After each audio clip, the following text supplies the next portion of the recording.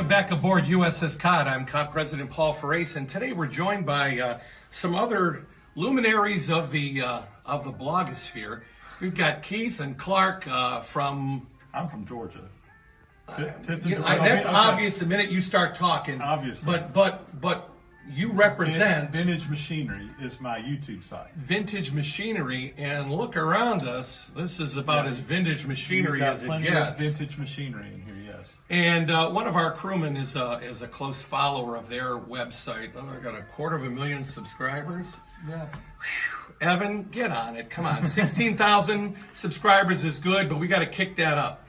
Anyway, they came by to have a look at our vintage machinery. Absolutely. And you brought this thing up and kind of flabbergasted me. Talk to me about that challenge coin. Okay, so actually one of the viewers of my YouTube channel is a crewman on the ship that is part of the Lost 52 project. The Lost 52 project is a nonprofit organization, and basically they have a research vessel that goes out with the submersibles and stuff, and they're trying to locate all 52 submarines that were lost during World War II, American submarines that were lost during World War II. And this past winter, when they were on one of their expeditions, they discovered in the Philippines, off the coast of the Philippines, the USS Harder, which is a very historic boat from World War II. Hit 'em harder. Hit 'em harder. Sam Dealey. Sam Dealey was the captain. One of the most successful boats in the war. They actually found the wreckage.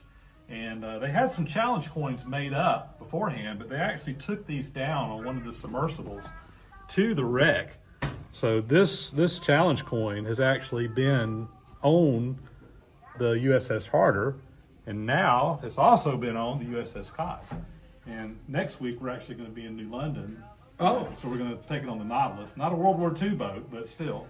You know what? You could take her down the street to the Submarine, World War II Submarine Memorial. They have the conning tower Fairwater of the USS Flasher, the highest tonnage sinking U.S. submarine of the war. So, in fact, Harder and Flasher were kind of neck and neck until... Well, we'll have to do that. Oh, absolutely. Thank you for letting me know that, because we'll have to do that. That's what we're here for. Right. Well, you know what? We're going to get some pictures, and we may just temporarily decant that from its Absolutely. Chinese-made vinyl envelope.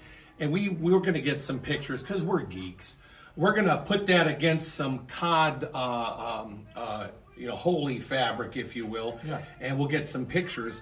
But I was thinking, as we were getting ready to set this shot up, what part of the Cod would we want to put a Harder challenge coin on to photograph it? And immediately, torpedo tubes came to mind. Yep. But you know what?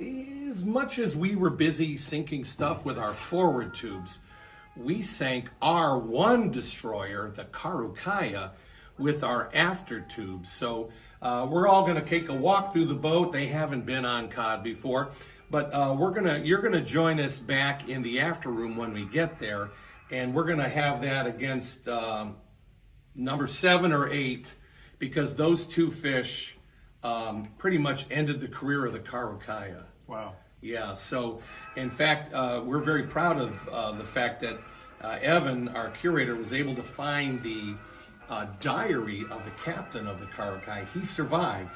Not many of his crew did, but he went on to write extensively about what happened when our torpedoes arrived. So we have a lot of documentation about shooting torpedoes at the Karukaya, but how many subs in the Memorial Fleet can say they have documentation about what happens when the torpedoes arrive and the aftermath? So, well, that's another story for another day, but we're going to give you guys a good tour. We're going to talk some vintage machinery. Absolutely. And we'll join us back in the after room. We're talking about restoring mechanical systems that have been pilfered and plundered for decades. Specifically what on Cod?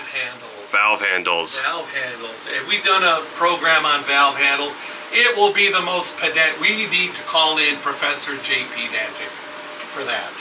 But anyway, that's when we get to 100,000 just on the boat. To dive safely, you have to have a green board.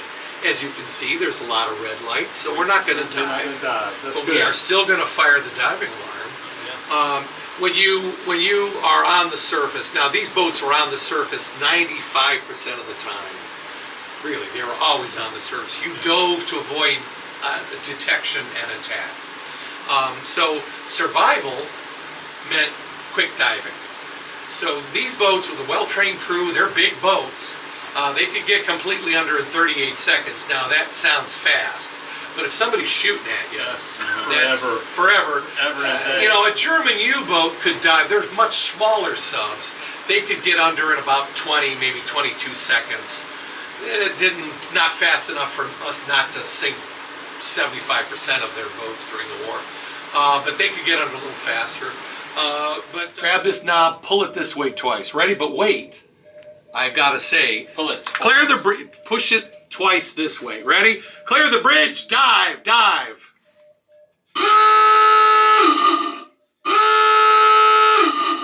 Very good. One of the things they must have talked with a diving officer who said, you know what? I'm sitting on the stool over here and I'm trying to keep an eye on my two lookouts who are controlling the angle of the dive. He said, but I got this ladder in the way. They said, why don't we rotate it 90 degrees? Now, today, the museum memorial, we are a memorial sub. Mm-hmm. We're not a museum, we're a memorial sub. Anyway, some of the boats have the original, some skippers said, yes, screw that, I'm not turning it. Cod, we did get the upgrade in quotes. So it makes it a little tougher, but I think for me, I think it works. Mm-hmm. But yeah, it gave you, so you could jump on the crazy guy that didn't understand negative 10 degrees wasn't negative 50 degrees. You know? But after you get up so far, you don't really have this handle to grab on, or, you know, you saw how it is to try to, it's not the... I've never had a problem. I grab on anything. Here through this hatch, if you will, air induction hatch. You know, when these engines are running, there is one hell of a breeze going into the air intakes. In fact, the laundry would have been kind of being pulled toward it. Right. So that's why you dry your laundry here. But when you put a snorkel mast on these boats, you can now only run 2 of your 5. So you have 2/5 of your generation capacity. What do? Well, the first thing you do is limit the electrical consumption of making fresh water. You have to make fresh water for the batteries and crew drinking, but luxuries like showers and laundry get curtailed. Cooks are always showering, they're handling the food. But in the late 50s and 60s, these guys aren't showering. On Cod in World War II, without a snorkel, they're washing every day in a basin and they're getting a shower every 3rd day. Cooks are always showering every day. And they're doing laundry. Electrician Nate Clark here. Yeah. EM1 Clark. He did leave his credit card in the ticket booth so we can charge him for any damage. There you go. I already bought a boat with it. Oh, good. Yeah, good. Is it big enough for your bathtub? So the cage area we walked around contains the switching gear. Uh-huh. You don't want 5 million watts of DC power in your shorts. No. So you keep the crew isolated from that, and you can switch your bus configuration using these levers. You can send the power we're producing with the diesel engine generator sets to the motors below our feet for propulsion, and you can send it to the batteries simultaneously. You can vary the ratio, 50-50, 90-10, or 100% if you needed to go like for a battery charge if you're not chasing anybody. But that's the flexibility of the American composite system. The captain is going to send us speed orders for the port and starboard propeller shafts with these black motor order telegraphs. Mm-hmm. What'll happen is a bell will ring, the white arrow will stop at the speed he wants the shaft to turn at. We'll match it with our red arrow and ring his box, say aye aye. It's a motor order telegraph because these telegraphs are communicating orders for motors, not engines. If it's a steam, it's an engine order telegraph. Yeah. We had a burning torpedo.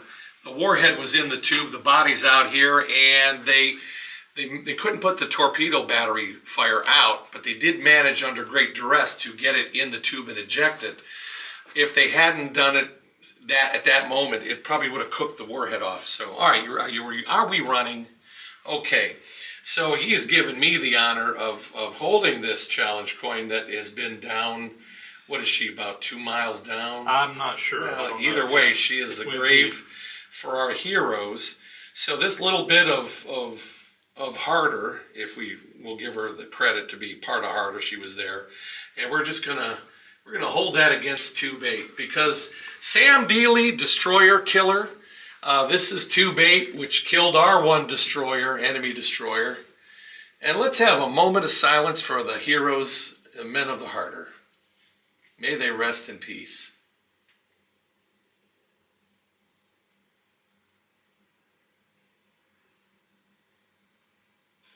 Thank you. I got to chill up my spine. Thank you. Sam Dealey. Well, thank you for giving us this honor. So I'm going to return that to you. Thank you. Yeah. And so there's bronze, the most intricate bronze castings ever attempted by American industry up to that point. Wow. Torpedo tubes.